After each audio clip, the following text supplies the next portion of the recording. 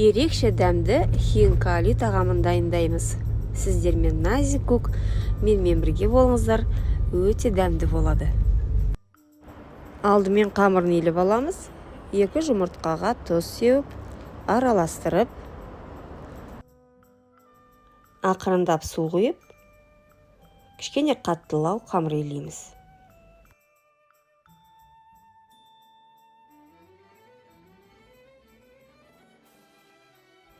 Әбден жақсылап илеңіздер.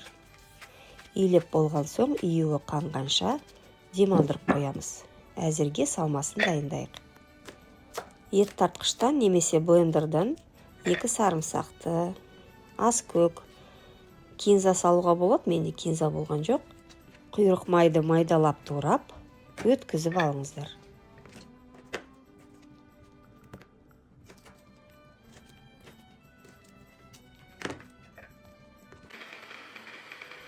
Енді тұз дәмдеуіштерін саламыз.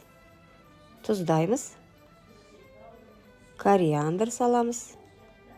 Қызыл қара бұрыш. Кептірілген кинза. Дұрыстап араластырып, су құямыз. Салмамыз дайын. Ал енді қамырымызды домалақтап алып, бір-бірден жаямыз.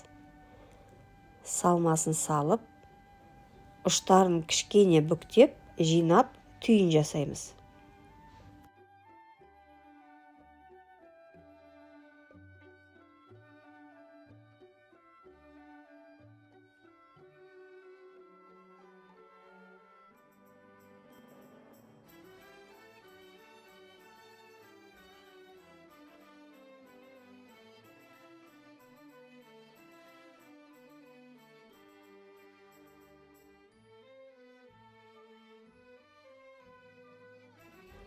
Барлығын жинап алған соң дұрыстап бекітіп, ұшын қиып немесе кесіп алыңыз.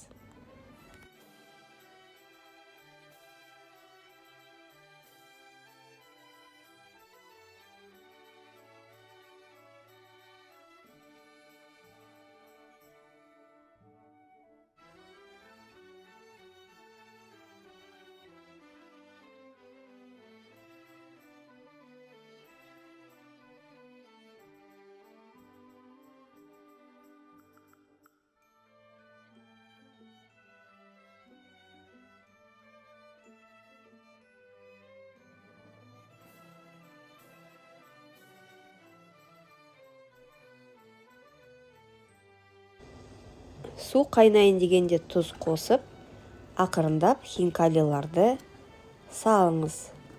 Қасықпен құйын жасап араластырып жіберіп салсаңыз тіпті жақсы болады. Аралар жабысып бір-біріне қатты жақын болмау керек. 15 минуттай қайнатыңыздар. Осылай өзі жоғары көтеріледі. Сол кезде дайын болды деген сөз. Абайлап ыдысқа сүзіп алыңыздар. Ұнтақталған қара бұрыш сеуіп, қолмен жесеңіздер, өте дәмді болады. Хинкалидің ерекшелігі ішіндегі сорпасында. Сорпасы деген төгіліп керемет дәм береді. Егер бейне ұнаса, тіркеліп кетіңіздер, сонда менің жаңа рецептерімді жіберіп алмайсыздар. Аяғына дейін назарлағандарыңыз үшін рахмет. Астарыңыз дәмді болсын.